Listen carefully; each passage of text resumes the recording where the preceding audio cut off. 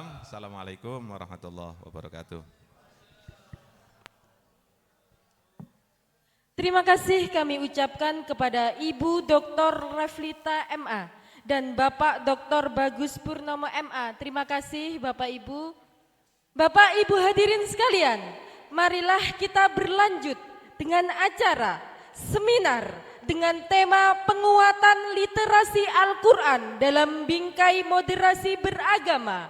Sebelumnya, mari kita sambut bertepuk tangan semuanya untuk moderator kita, Bapak Dr. Fulka Sa'di BMHI. Narasumber yang pertama, Bapak Dr. Kiai Haji Muhammad Afifuddin Dimyati, LCMA. Dan narasumber kedua, Bapak Dr. Kiai Haji Ghozi LCM Fil'i. Kepada beliau kami persilahkan.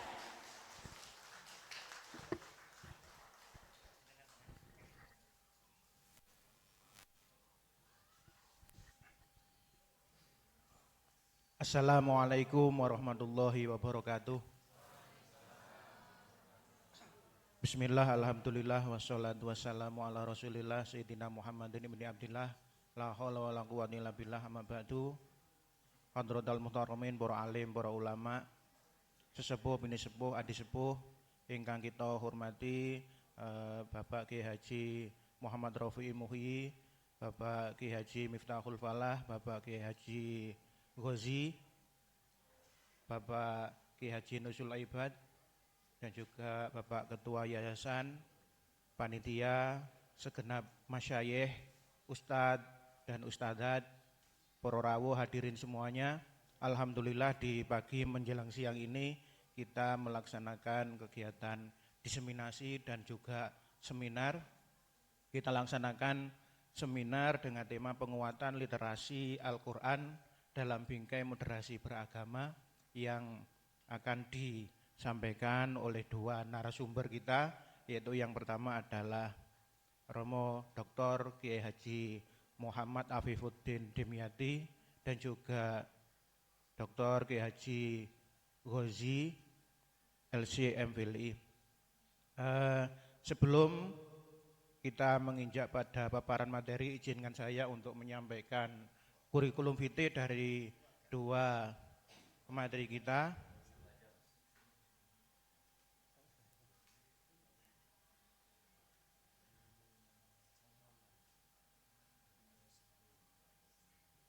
Kurikulum vitae dari pemateri pertama, beliau adalah Muhammad Afifuddin Dimyati, lahir di Jombang 7 Mei 1979, alamat di Pondok Pesantren Darul Ulum Rejoso Peterongan, nomor telepon 0821 393900245, riwayat pendidikan Madrasah Ibtidaiyah Negeri Darul Ulum Rejoso Peterongan, Madrasah Sanawiyah Darul Ulum Rejoso Peterongan, Madrasah Aliyah Keagamaan Negeri Jember, S1 jurusan Tafsir dan Ilmu Al-Quran Fakultas Usuluddin Universitas Al-Azhar, S2 jurusan Pembelajaran Bahasa Arab di Khartoum International Institute for Arabic Language Khartoum, Sudan, S3 jurusan Tarbiyah Konsentrasi Kurikulum dan Metodologi Pengajaran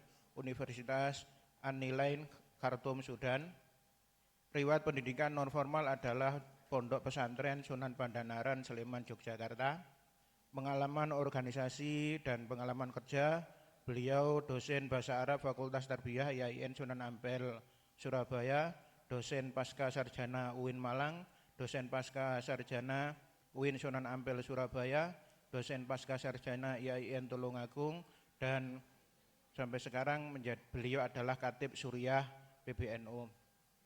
Di antara karya tulis beliau adalah buku Sosiolinguistik penerbit UIN Sapres, panduan praktis menulis bahasa Arab penerbit Lisan Arabi, kemudian kitab Mawaridul Bayan fi Ulumil Quran, kitab Shafa'ul Lisan fi I'rabil Quran, ilmu tafsir usuluhu wa manahijuhu, kemudian kitab Majma'ul Bahrain, kitab Irsyadud Darisin fi Ijmal Mufassirin, kitab Asy-Syama'il fi Balaghatul Quran, kitab Jam'ul Abir fi Kutubi Tafsir, Jadawil Fusul fi Ilmil Usul, Al-Mukhtasar Latif fi Ulumil Hadis Asy-Syarif, Mabahis fi Ma'anil Quran, Hidayatul Quran fi Tafsiril Quran. Tafsirul Quran bil Quran. Kemudian pemateri kita yang kedua adalah beliau Bapak Ki Haji Dr. Ghozi LCM Fili. Beliau lahir di Jombang 19 Oktober 1977, alamat Tegalrejo, Datinawong. Riwayat pendidikan SD beliau di Madrasah Ibtidaiyah Nurul Islam Bareng Jombang, kemudian Madrasatul Quran Tebu Ireng Jombang, kemudian KMI Gontor Ponorogo, S1 beliau di Al-Azhar Kairo, program magister di AIN Sunan Ampel, jurusan Pemikiran Islam, dan S3 beliau di UIN Sunan Ampel, Prodi Studi Islam. Pengabdian saat ini beliau adalah pengasuh pembina di YTPAI Rodotul Muta'alimin Lamongan, dan juga beliau juga adalah pembina Yayasan Nurul Islam di Bareng Jombang. Beliau saat ini adalah dosen Pascasarjana Ingkava Surci Gresik, dosen Pascasarjana UINSA Surabaya, dosen Prodi Tasawuf dan Psikoterapi FUF UINSA. Beliau juga ketua jurusan Perbandingan Agama Fakultas Usuluddin dan Filsafat di UINSA. Publikasi beliau adalah Nuansa Kajian Tasawuf dan Budaya Lokal, kemudian Menyelami Ibnu Athaillah As-Sakandari, kemudian Pengantar Tafsir Sufi, kemudian Landasan Ontologis dan Kualifikasi Ma'rifat Ibnu Athaillah As-Sakandari, kemudian Wali dan Karomah dalam Perspektif Tafsir Izhari. Demikian adalah kurikulum vitae dari kedua materi kita. Kemudian selanjutnya mari kita ikuti bersama dengan seksama, kita simak bersama-sama paparan dari yang pertama adalah dari beliau Al-Mukarram Dr. Ki Haji Muhammad Afifuddin Dimyati. Monggo.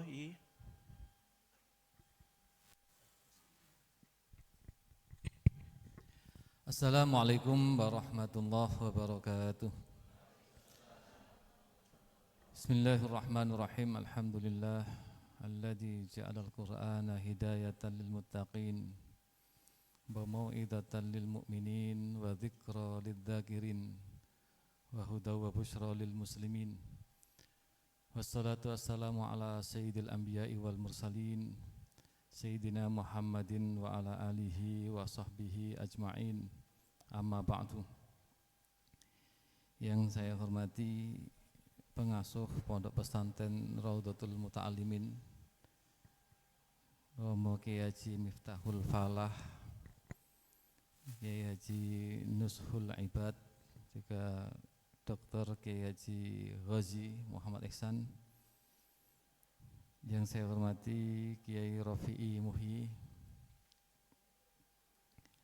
yang saya hormati para anggota tim Lajnah Tashih Mushaf Al-Quran, ada Dr. Haji Bagus Purnomo, ada Dr. Reflita dan semua rombongan. Saya menganggap ini adalah lajnah yang terbaik yang dimiliki pemerintah Republik Indonesia. Karena inilah lajnah yang menjaga kitab suci kita. Tiap hari ngoreksi rosam, ngoreksi mushaf. Itu pekerjaan sehari-hari, sehingga pahalanya paling banyak. Karena Quran itu dihitung satu huruf 10 kebaikan. Alhamdulillah, tentu kedatangan beliau-beliau ke pesantren ini akan membawa keberkahan untuk kita semuanya. Yang saya hormati para asatid, para tamu undangan, juga para peserta diseminasi ini, wabil khusus moderator. Saya datang ke sini sangat mendadak ini rencananya. karena hari Sabtu saya diberitahu oleh Dr. Wazi untuk mengisi acara ini. Sehingga materinya ya pokoknya materi ya apa adanya. Saya ingat sekali saya pernah ngisi ngajar di sini ya, di program Madrasah Diniyah, guru Madrasah Diniyah. Mungkin ada 4 kali pertemuan mungkin. Waktu itu saya mengajar ilmu tafsir, sehingga saya akrab sekali dengan bangunan-bangunan ini. Tapi waktu itu belum semegah ini. Jadi perkembangannya luar biasa. Itu waktu itu tahun 2007 kira-kira. Ala kulli hal, saya secara pribadi bersyukur bisa bersilaturahmi di pondok pesantren yang penuh dengan keberkahan ini. Materi yang ingin saya sampaikan tentang tafsir moderat. Tetapi saya ingin mengawalinya dengan sebuah ungkapan bahwa risalah yang dibawa oleh Rasulullah adalah risalah yang menampilkan moderasi. Karena risalatul Rasul adalah risalatul rahmah. Rasulullah itu membawa kepada kita ini risalat yang disebut oleh Allah sebagai rahmat. Ma arsalnaka illa rahmatan lil alamin. Jika risalah Yahudi atau risalatul Taurat adalah risalatul haq dan risalatul Injil adalah risalatul mahabbah, maka ar-rahmah bainahuma, bainal haqqi wal mahabbah, antara hak dan antara kasih sayang. Kenapa dikatakan risalatul Taurat adalah al-haq? Karena dalam Taurat itu siapa yang mengganggu orang lain, melukai mata orang lain, melukai telinga orang lain, mematahkan gigi orang lain, balasannya sama. Wa katabna alaihim fiha annan nafsa bin nafsi wal aina bil ain, terus sampai wal juruha qisas. Sehingga nampak syariatnya itu keras. Jarang sekali kita baca di Quran itu ada pengampunan, itu kecuali pengampunannya dengan caranya ekstrim. Apa itu? Bunuh. Faqtulu anfusakum dzalikum khairul lakum inda bari'ikum ba alaikum. Jadi pengampunannya itu harus bunuh dulu. Terbunuh baru ampuni. Ini kan keras. Sedangkan dalam Risalatul Injil itu terkenal dengan mahabbah. Wa ja'alna fi qulubil ladina taba'u ra'fatan wa rahmatan wa rahbaniyatan tada'uha itu. Maksudnya adalah kalau ditempeleng pipi kanan, berikan pipi kiri. Maksudnya enggak boleh balas gitulah. Saking cintanya Nabi Isa kepada umatnya. Sedangkan Islam dua-duanya boleh balas, boleh memaafkan. Ini hebatnya Islam. Sehingga ada jaminan bahwa Islam ini menjadi syariat akhir zaman. Karena risalatul rahmah yang dibawa itu adalah risalah yang bisa mencakup pembalasan jika kita enggak mau memaafkan, tapi juga bisa memaafkan jika kita ingin memaafkan. Sehingga ada ungkapan di Quran yang sangat keren itu, walakum fil qisasi hayatun. Di dalam kisos itu ada haya. Haya itu maksudnya menjaga yang masih hidup atau menjaga nasib pembunuh jika diampuni oleh waliyul maktul. Sehingga ini adalah sebuah keseimbangan. Inilah wasatiyatul Islam, wasatiyatur risalah yang dibawa oleh baginda Rasulullah SAW. Nah, kalau kita baca sejarah Nabi, sejarah sahabat, tabi'in dan umumnya para ulama-ulama, bisa kita pastikan yang mereka bawakan adalah risalah wasatiyah. Sehingga wasatiyah atau moderasi itu menjadi mendarah daging dalam sikap mereka, dalam cara beribadah mereka. Sehingga kita tahu mana yang nyempal itu ada namanya sendiri, misalkan Qadariyah itu kan sudah nyempal. Ada Jabariyah. Nah, yang umumnya ya tengah-tengah antara itu gitu. Mesti ada begitu. Ada yang musyabbihah, mujassimah, ada yang mu'attilah. Umumnya ulama bainahuma dalam menafsirkan ayat-ayat sifat. Hanya saja pada saat itu belum ada teori, ya. Belum ada teori moderasi adalah belum ada. Tapi itu mendarah daging dalam prinsip hidup para ulama. Kenapa demikian? Karena memahami ada rahmat itu. Jadi rahmat itu semangatnya adalah semangat wasatiyah. Boleh balas. Wa in aqabtum fa'aqibu bimithli ma uqibtum bi. Kalau balas boleh tapi sepadan. Tapi kalau enggak balas juga boleh. Wala in sabartum la huwa khairul lisabirin. Kalau sabar boleh. Faman ufiya lahu min akhi syai'un fattiba'un bil ma'ruf. Kalau mau dia maafkan yang bunuh juga boleh. Kalau mau balas juga boleh. Kutiba alaikumul qisasu fil qatla. Itu yang menjadikan risalah ini terjaga sampai saat ini. Nah, membicarakan tafsir moderat, sebenarnya yang perlu kita siapkan bukan tafsirnya sebenarnya, tapi adalah mufasirnya.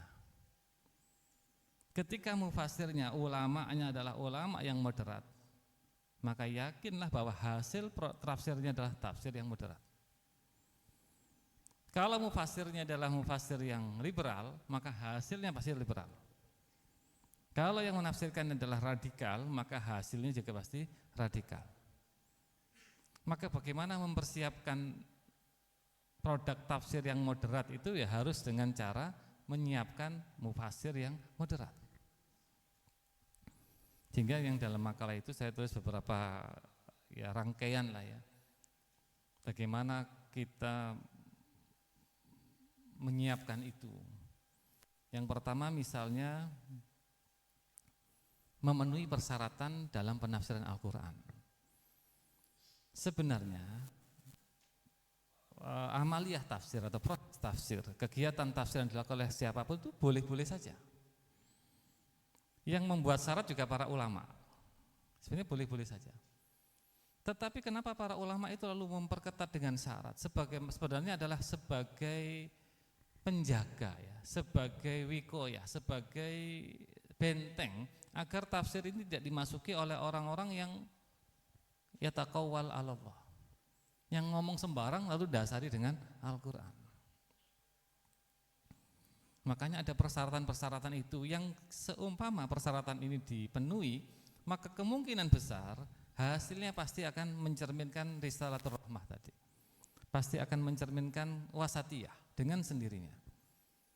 Misalnya yang umum ya dalam persyaratan tafsir itu menguasai bahasa Arab.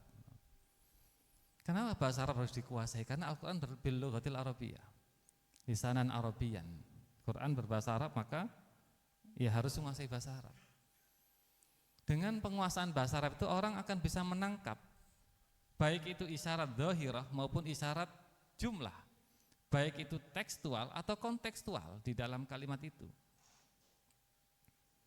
Dia akan bisa untuk memahami ini kalau dia paham dengan bahasa Arab. Sehingga dalam teori kontekstual dalam Al-Quran itu kan ada 3 ya. Pertama konteks dari kalimat itu, lalu konteks ayat, lalu konteks kumpulan ayat. Di masing-masing itu nanti akan ada maknanya yang berbeda-beda. Misalnya konteks ayat wala tulqu biaidikum ila tahluka. Konteks kalimatnya dulu. Maka ini maknanya macam-macam, enggak boleh bunuh diri, bahkan merokok itu diharamkan di Mesir gara-gara ayat ini. Maksudnya dasarnya wala tulqu biaidikum ila tahluka. Merokok itu menghancurkan, maka enggak boleh begitu. Tapi konteksnya konteks kalimat yang diambil.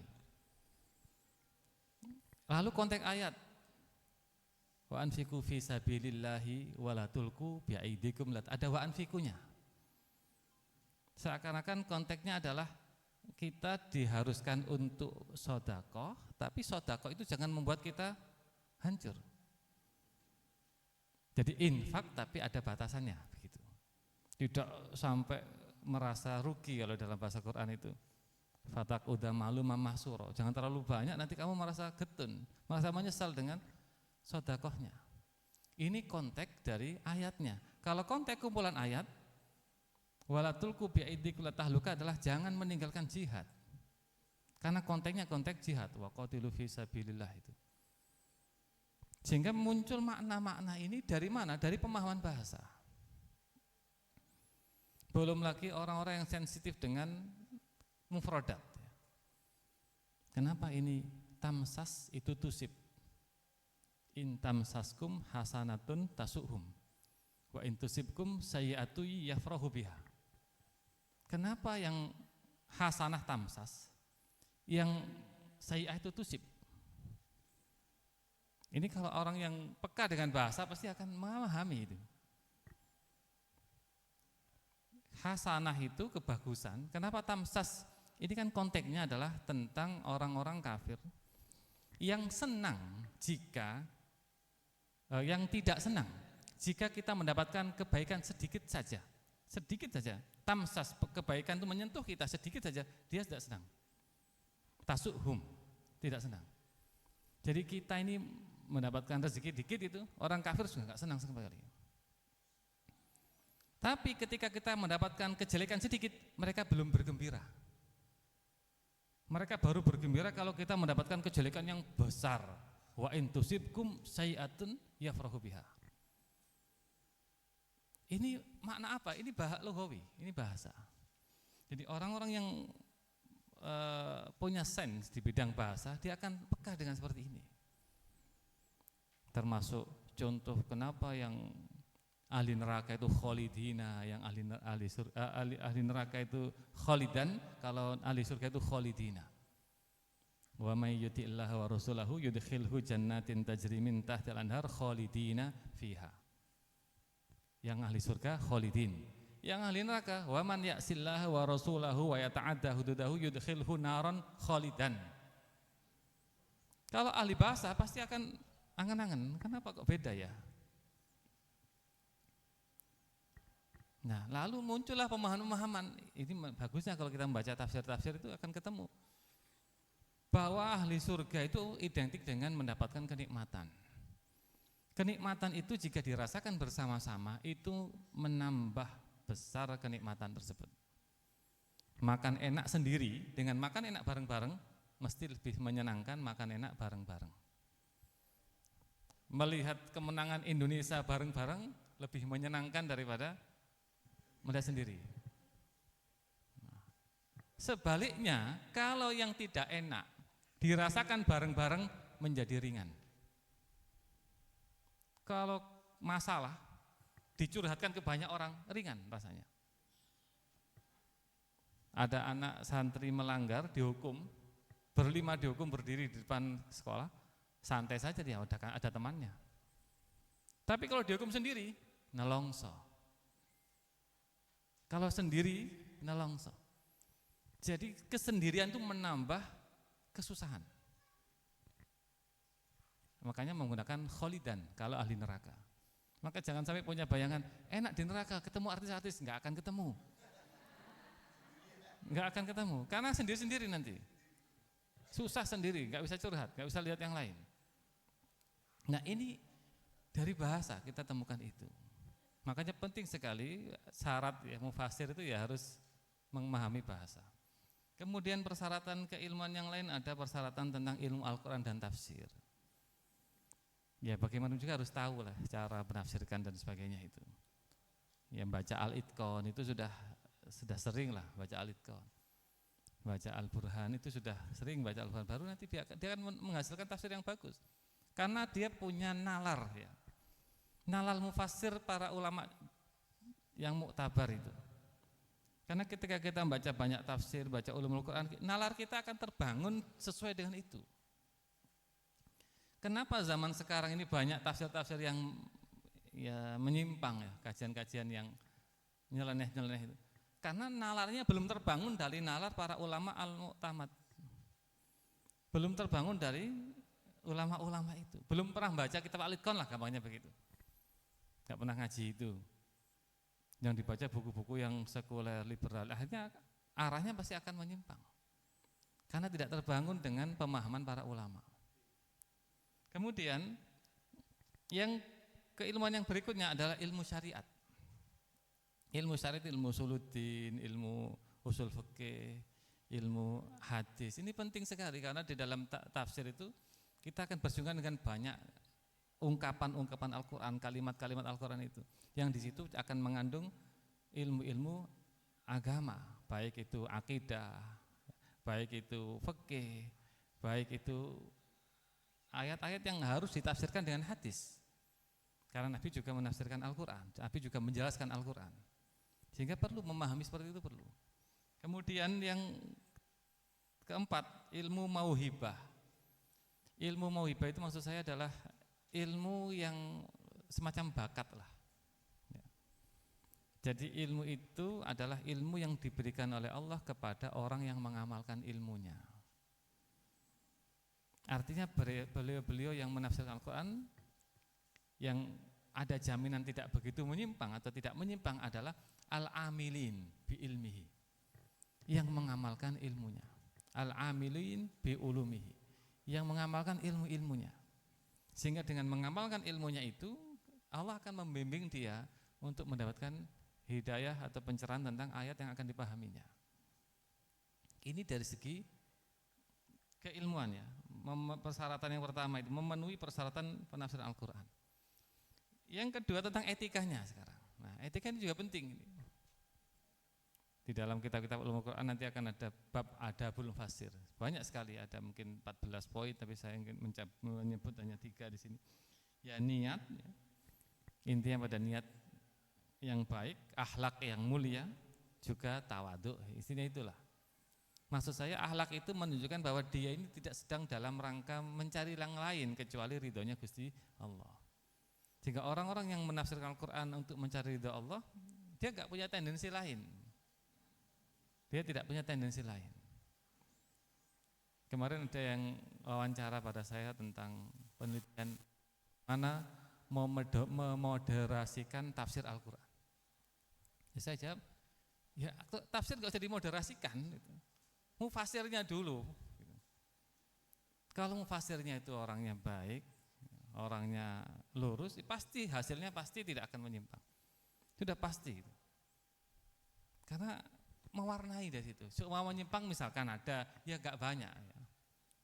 Karena wajar manusia salah kan wajar-wajar saja. Misalkan ada yang perlu dikritik ya tidak akan banyak itu. Karena dia menampilkan dirinya yang telah dibimbing oleh Allah dengan etika-etika itu. Nah, kemudian yang kedua, ini dari bab yang pertama tadi memenuhi persyaratan penafsiran. Yang kedua ini saya tambahkan dari makalah ya, yaitu menguasai ijma' tafsir, menguasai kesepakatan penafsiran Al-Quran. Karena penyelewengan dari kesepakatan itu sudah dianggap sebagai syudzud. Syad itu ya dianggap nyeleneh dan nyimpang.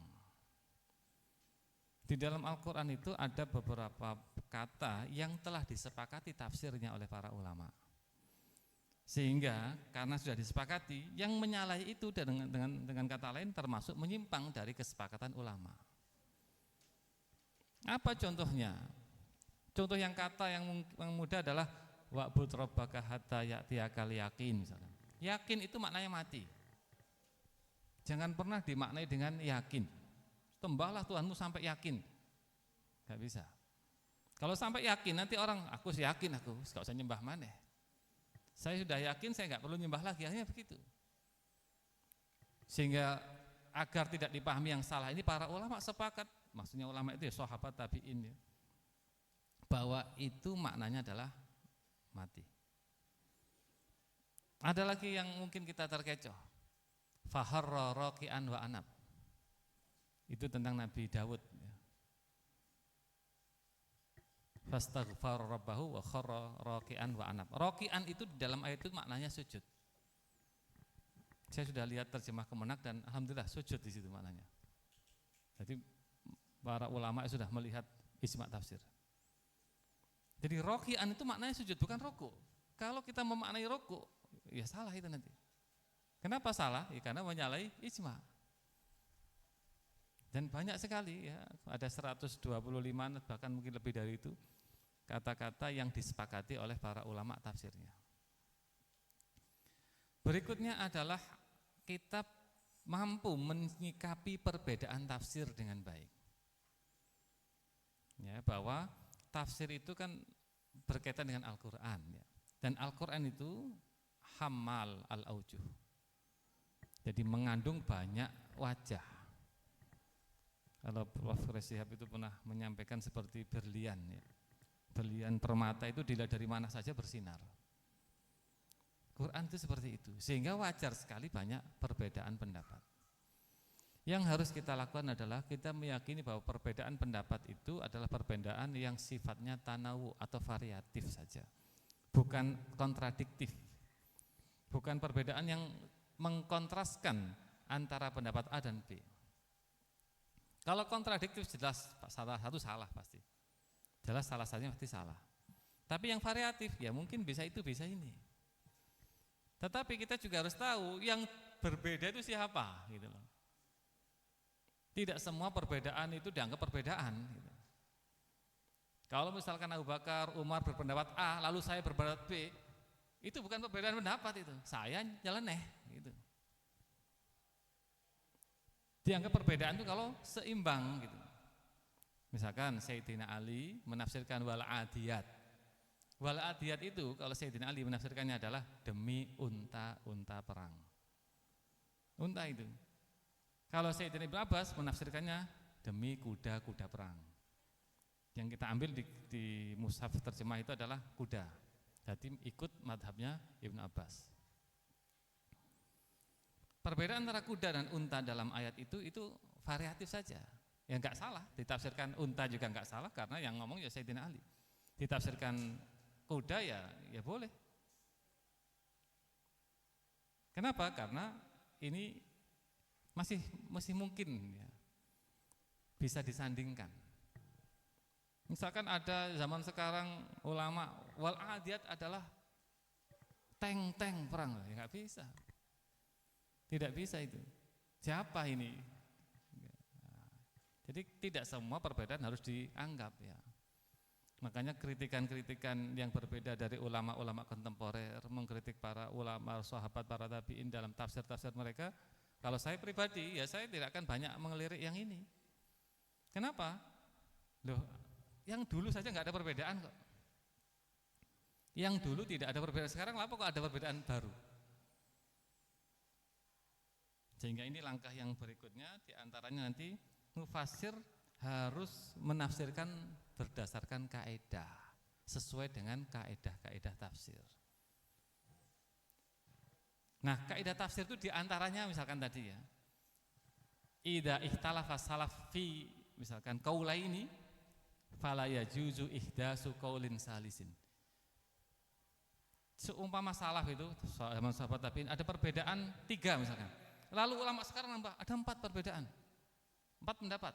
Enggak bisa terima ini yang 4 ini. Begitu. Jadi perbedaan pendapat di zaman sekarang ini yang menyelisihi zaman dulu yang hanya 3 pendapat, sekarang tambah 4, zaman ini nambahi 1 pendapat, nggak bisa. Kenapa nggak bisa? Gampang alasannya. Apakah sejak zaman tabi'in katakanlah misalkan, yang menyepakati perbedaannya 3 saja, sampai zaman sekarang belum ada kebenaran, sehingga perlu kau tampilkan kebenaranmu yang keempat itu. Tidak mungkin secara akal Allah membiarkan 1300 tahun misalkan zaman tabi'in tanpa kebenaran di zaman itu, tidak mungkin. Tidak mungkin Allah membiarkan sebuah generasi, sebuah masa di mana di situ banyak ulama-ulama tidak ada kebenaran di situ, tidak mungkin. Ini dasar kenapa ada kaidah jika perbedaan itu hanya 4, nggak boleh tambah lagi, gitu loh. Kecuali perbedaan zaman sekarang. Misalkan para pengasuh ini bertiga pendapatnya 4, ya itu saja. Berlaku sampai 50 tahun yang akan datang. Nanti generasi berikutnya nambah, ada 5 pendapat itu. Enggak bisa itu. Kalau menambahkan di zaman 50 tahun lagi, seakan-akan zaman sekarang belum ada kebenaran yang tadi itu. Apa mungkin Allah membiarkan tahun ini tidak ada kebenaran? Ini kan logikanya begitu. Maka para orang membuat kaidah-kaidah dalam tafsir itu tujuannya menjaga sebenarnya bagaimana jalur tafsir ini tetap sesuai dengan koridor para ulama. Dalam kaidah-kaidah itu nanti ada kaidah tafsiriyah, jadi kaidah penafsiran. Misalkan jika sudah ada tafsir dari Nabi, tidak perlu dicari tafsir yang lain. idza warada tafsir min jihatin nabi fala yusaru ila ghairihi misalnya. Kalau sudah Nabi menafsirkan ini ya itu. Misalnya ya, wa kadzalika ja'alnakum ummatan wasaton. Itu Nabi menafsirkannya al-wasat al-adlu. Lihatlah tafsir-tafsir yang terkenal itu. Rata-rata mesti al-adlu ditampilkan. Pasti mereka menampilkan tafsirnya Nabi Muhammad. Pasti. Kok ada tafsir tidak menampilkan tafsir beliau? Wah, ini apa ada pendapat lain selain tafsirnya Nabi begitu. Ini kaidah ya. Namanya kaidah itu kalau nggak dituruti ya boleh gitu, boleh-boleh saja. Cuman resikonya jika tafsir itu menyimpang, ya kita jangan marah kalau tafsirnya tidak dipakai sebagai rujukan. Banyak tafsir tapi tidak ada yang dipakai. Tidak dipakai sebagai rujukan banyak. Karena apa? Karena ya nggak ada aspek-aspek yang sesuai dengan rasionalitas agama kita.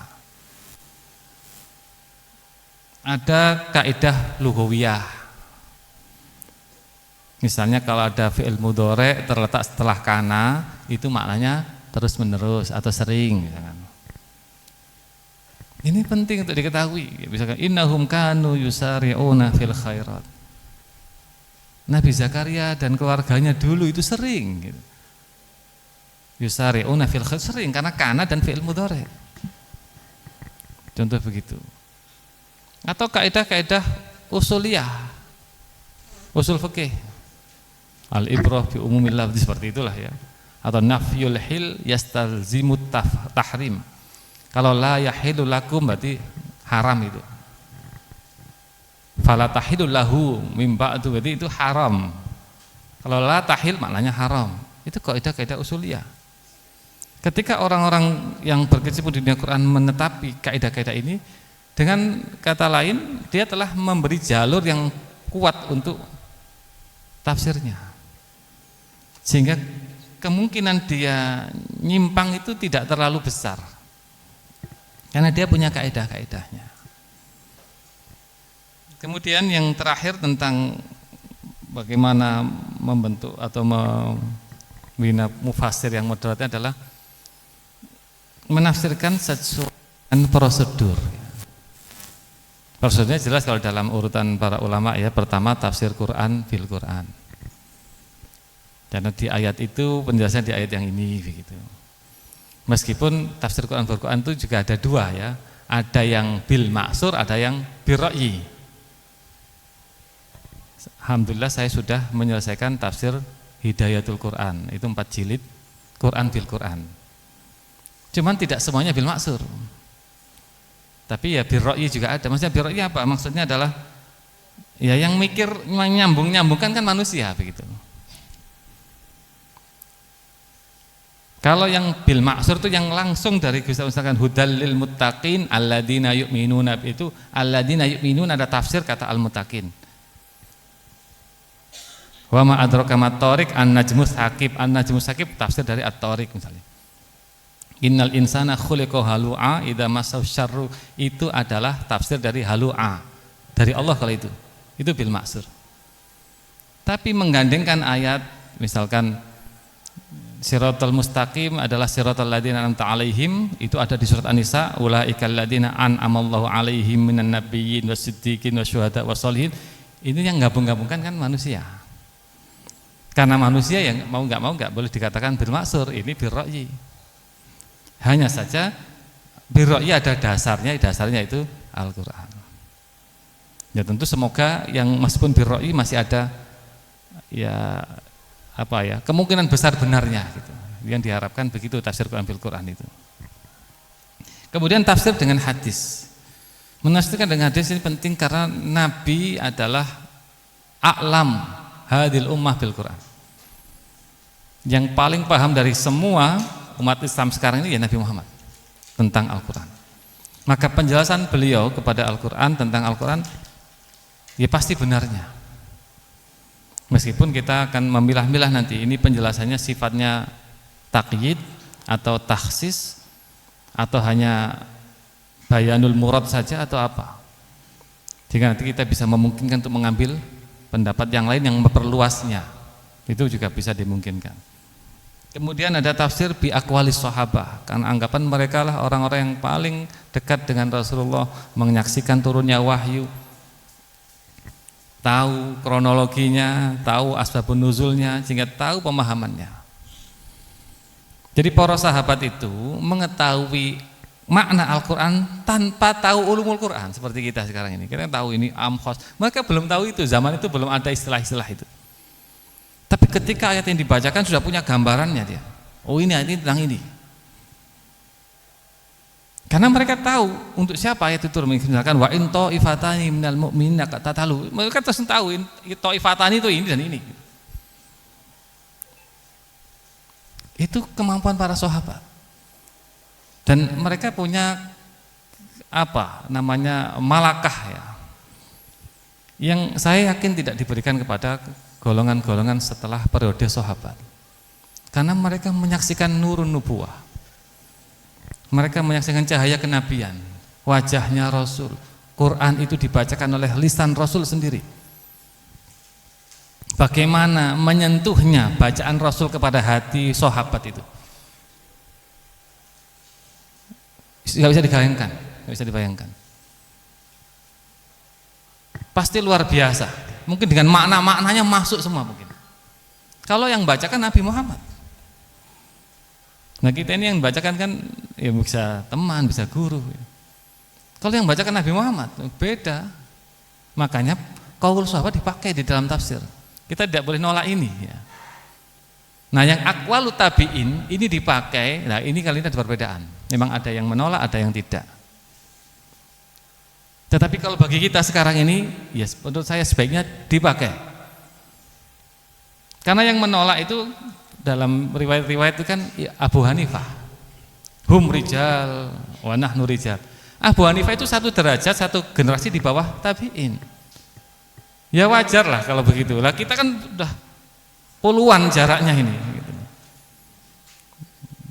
Beda, kita jangan memposisikan kita sebagai Abu Hanifah. Iya, Abu Hanifah kan satu level saja di bawahnya karena mereka tabi'in ya. Bahkan ada yang mengatakan Abu Hanifah adalah tabi'in, tapi at-tabi' as-shaghir, yang junior. Kemudian menafsirkan dengan bahasa sebagaimana tadi saya contohkan. Dan yang terakhir dengan istihad. Nah, menafsirkan dengan istihad ini kalau perangkatnya dikuasai, etikanya dijalani, kaedah-kaedahnya dilakukan, kemudian prosedurnya juga dilalui, pasti akan memberikan solusi, memberikan makna yang akurat dan mendekati kebenaran. Pasti. Makanya istihad itu ada bil ra'yi al-mahmud, ada yang al-madmum. Sebenarnya gampang saja. Al-mahmud yang apa? Yang memenuhi persyaratan itu aja. Al-madmum yang tidak memenuhi persyaratan. Dengan demikian, saya yakin bahwa hasil dari penafsiran tokoh-tokoh yang sudah memenuhi persyaratan ini pasti akan moderat. Pasti tafsirnya akan menyuarakan moderasi, pasti. Itu ya yang ingin saya sampaikan dalam pertemuan kali ini. Semoga bermanfaat bagi kita semuanya. Kurang lebihnya saya mohon maaf. Wassalamualaikum warahmatullahi wabarakatuh.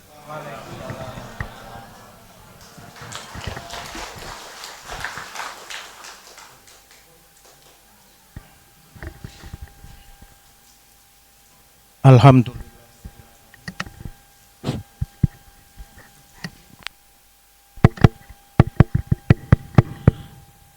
Halo. Alhamdulillahirabbil alamin, telah ikuti bersama materi pertama oleh Romo Ki Haji Dr. Muhammad Afifuddin Dimyadi, yaitu yang membahas tuntas tentang tafsir moderasi beragama dan syarat-syarat dari seorang mufassir yang moderat. Selanjutnya kita ikuti bersama dengan seksama materi yang disampaikan oleh Dr. Kiai Haji Ghazi LCM Fili. Kepada beliau dipersilakan. Monggo.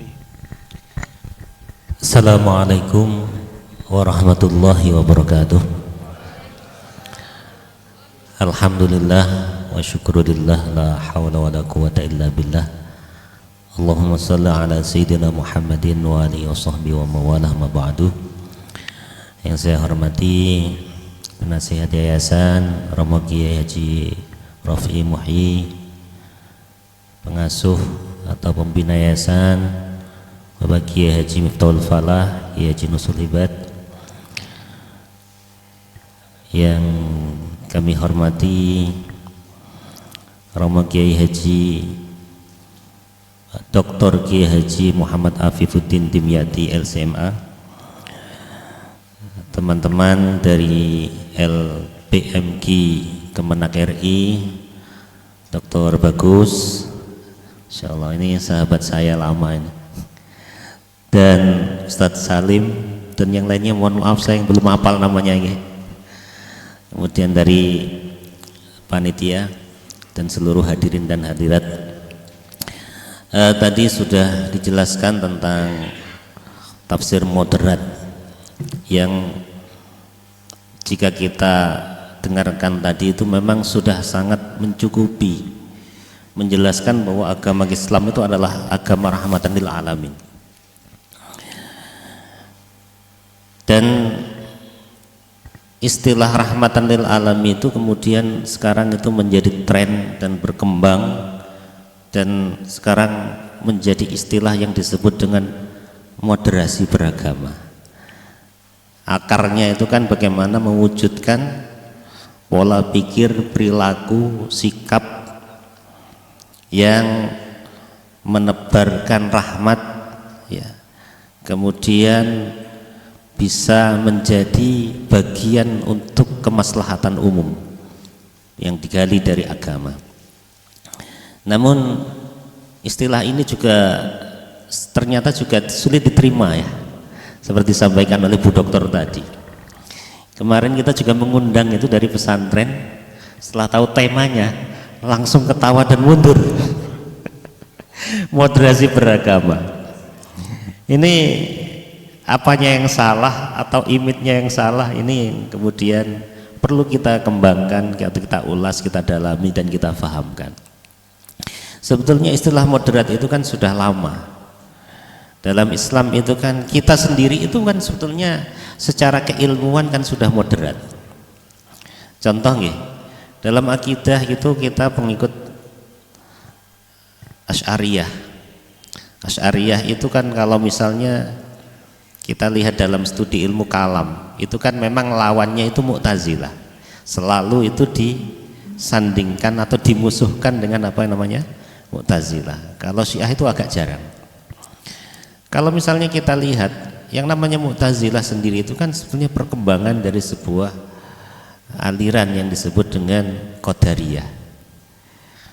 Kemudian Jabariyah itu ya mirip-mirip dengan Asy'ariyah. Asy'ariyah yang pertama. Tapi kemudian perkembangan itu kan kita akan mengambil dua-duanya. Kita tidak menjadi bagian dari Qadariyah itu sendiri atau juga Jabariyah itu sendiri, dan kemudian kita Mu'tazilah. Dalam af'alul ibad sendiri, misalnya dalam perbuatan manusia, itu kan kita itu berbeda dengan dua itu. Yang satu Qadariyah itu mengatakan bahwa kehendak, iradah, dan kudrah itu milik Allah, sehingga kemudian manusia itu bisa mewujudkan kehendaknya sendiri, keinginannya sendiri. Kemudian yang Jabariyah mengatakan bahwa manusia itu seperti kayak wayang, terserah dalangnya. Kita dalam akidah Asy'ariyah itu kan kemudian ada teori namanya kasab. Yang menengahi itu ada usaha, ada ikhtiar, tapi tetap yang namanya keputusan, ya, nanti apakah itu terwujud ataukah tidak, itu adalah ke wilayah dari Allah Subhanahu wa taala. Ya. Human propose and God dispose, kan gitu kan. Itu contohnya kayak gitu. Misalnya dalam fikih sendiri mayoritas kan mazhab Syafi'i. Kita kan juga menengahi kelompok dari golongan Hanafi yang cenderung pada rasionalitas. Cenderung itu bukan berarti meninggalkan teks, tapi dominannya rasionalitas. Kemudian mazhab Maliki yang cenderung pada teks. Kita mengambil dua-duanya. Itu kan banyak diceritakan dalam manakib-manakib Imam Syafi'i, seperti yang ditulis oleh Ibnu Hajar Al-Asqalani dalam kitab Ta'sisut Tawali li Ma'ali Muhammad Idris Asy-Syafi'i, itu kan menjelaskan itu semua. Sehingga Imam Syafi'i itu bisa dikatakan pengkritik dua madhab itu, tapi juga mengakomodir dua madhab itu.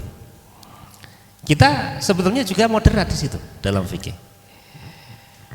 Dalam kajian-kajian, misalnya tentang filsafat wujud, ya misalnya, itu kan juga dijelaskan bahwa manusia itu bukan hanya roh tapi juga jasad.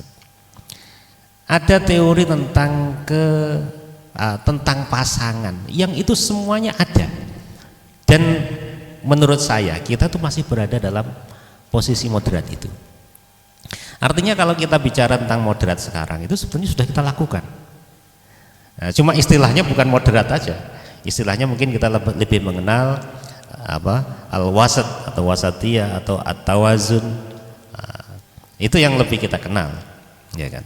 Tapi secara substansinya kita sudah pada posisi itu. Sehingga kemudian kalau misalnya kita menolak langsung itu sebetulnya kita juga keluar dari keadaan kita sendiri. Makanya itu kemudian moderasi beragama itu penting untuk difahamkan. Saya setuju dengan Kemenak, tapi implementasinya memang agak bermasalah, Ustaz.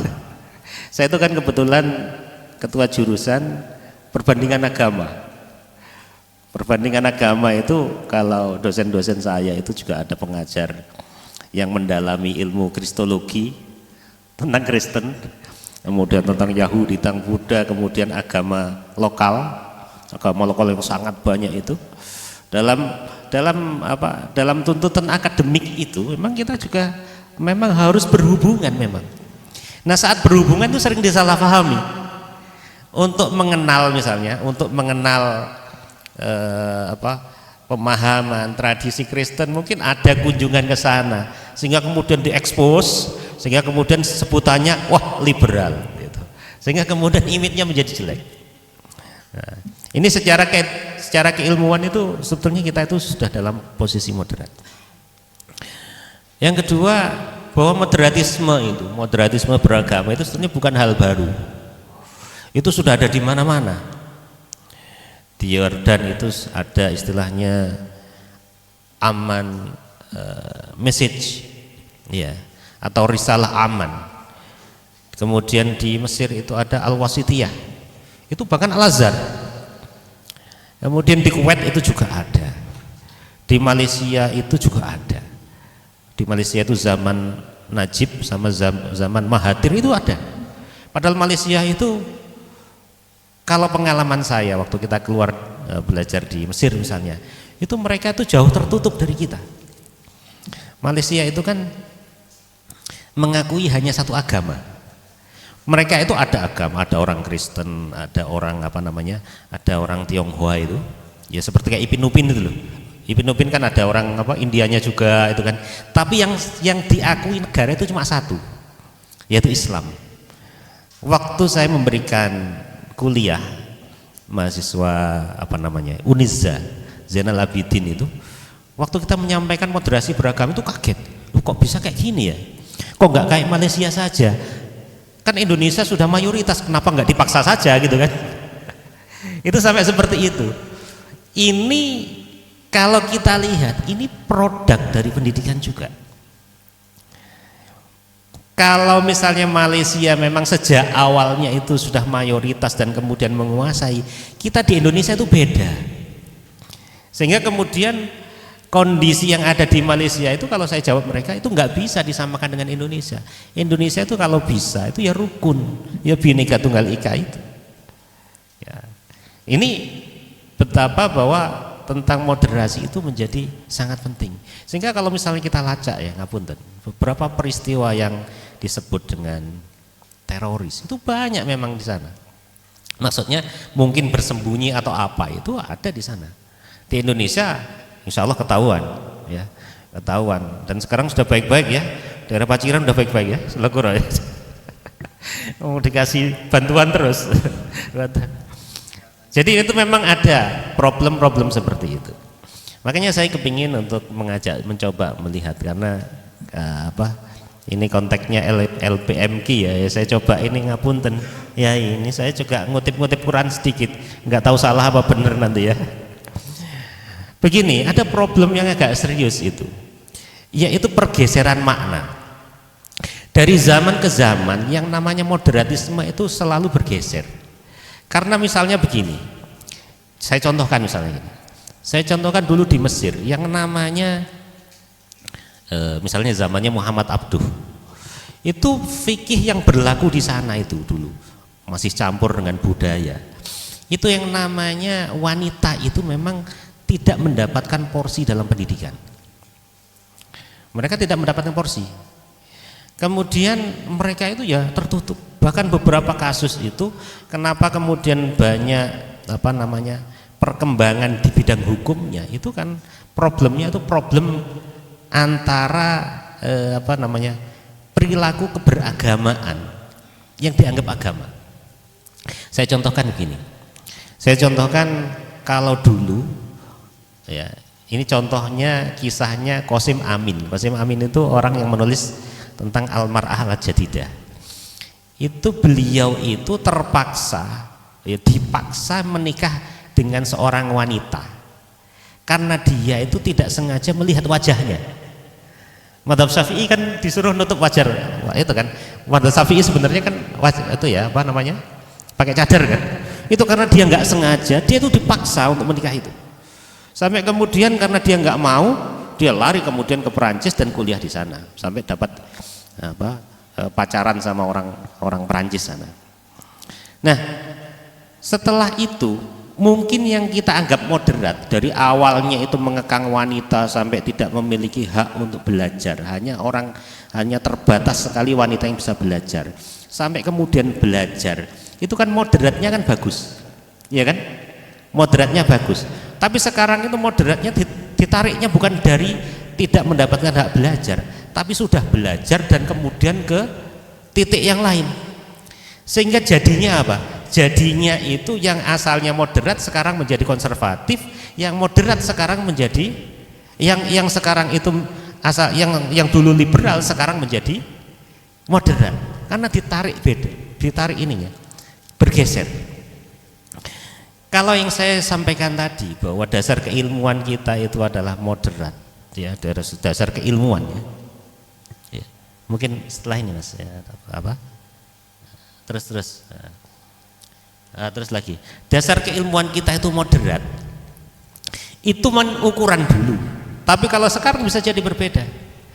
Kalau tadi itu dijelaskan tentang syarat-syarat penafsiran dan sebagainya, itu sekarang bukan hanya sekedar itu.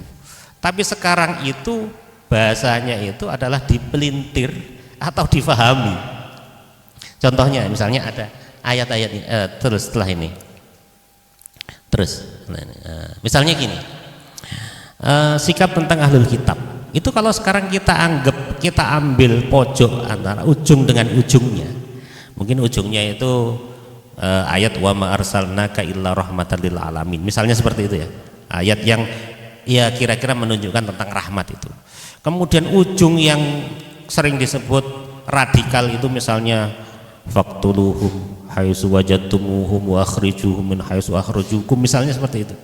Ayat-ayat yang berbicara itu kan dalam di antara dua ujung itu masih beberapa ayat itu yang tidak berada dalam titik awal atau titik akhirnya. Misalnya ada ayat ya ahlal kitab ta'alau ila kalimatin sawa'im bainana, yang kemudian sering dipotong itu. Yang dipotong itu berikutnya dipotong. Sawa'im bainana wa bainakum alla na'budanya yang enggak disambungkan. Ya kan? Antara difahami sama dipelintir. Kemudian kan juga ada ayat misalnya wa in ahadum minal musyrikin astajaraka fa'ajiru hatta yasma kalamullah summa ablighu ma'manah. Itu kan juga dalam konteks sebetulnya moderat juga, ya kan. Kemudian ada juga ayat-ayat yang misalnya menjelaskan tentang baiknya ahlul kitab kan juga ada, la yusawa min ahlil kitab ummatun qa'imah yasluna ayatillah. Itu kan juga ada ayat. Jadi kalau misalnya kita sebut bahwa moderat itu harus pada misalnya ada 3 titik, titik yang radikal, titik liberal, dan kemudian titik moderat, maka kita sebetulnya tidak bisa mengatakan bahwa yang moderat itu cuma satu. Maka dalam bayangan saya Al-Quran itu menjadi solusi dari sekian problem-problem kehidupan itu. Dulu ada profesor ekonomi namanya Dawam Raharjo, itu membuat buku namanya Ensiklopedia Al-Quran. Itu mengatakan begini dalam sebuah forum, Al-Quran itu seperti kayak supermarket, mau nyari apa saja ada sebetulnya di situ. Apalagi kalau dihubungkan sama tafsir ya, apa saja itu ya ada benernya tapi nggak cocok juga, karena kalau sudah diposisikan seperti supermarket itu tinggal kebutuhan kita kita ngambil apa gitu kan, sehingga fungsi hudannya itu akhirnya jadi apa, akhirnya jadi bergeser. Nah ini problem-problem ini yang kemudian, nah ini mungkin saya yakin dari Kemenak pasti tahu itu, sehingga kemudian problem-problem ini juga menghantui beberapa kalangan sehingga sulit menerima yang namanya moderatisme. Apalagi kemudian kalau sudah ada judul berita moderatisme itu kemudian kunjungan ke tempat ibadah lain, moderatisme kunjungan ini, moderatisme ke Israel. Itu kan ada 2 teman saya yang ke Israel itu, Zainul Ma'arif sama Sukron gitu. Iya. Ya, tapi kalau saya di grup itu selalu bantah, itu jangan disebut NU, itu NU terlalu besar untuk dinisbahkan pada 2 orang itu. Izin aja juga enggak. Bahkan NU sendiri itu kan mungkin yang jamaahnya lebih besar daripada jamiyahnya kan. Jadi itu yang sekarang itu banyak melabeli moderatisme. Padahal sebetulnya secara dalam kajian-kajian klasik kita itu yang namanya kita itu sebetulnya sudah berada dalam posisi moderat itu. Ya, yang lain sudah tidak perlu saya jelaskanlah ini karena sudah agak siang, nanti biar disambung dengan diskusi. Ada diskusi. Oh iya, enaknya yang terakhir itu kan gitu, nggak usah lama-lama. Itu saja yang saya sampaikan. Saya kembalikan pada moderator. Assalamualaikum warahmatullahi wabarakatuh.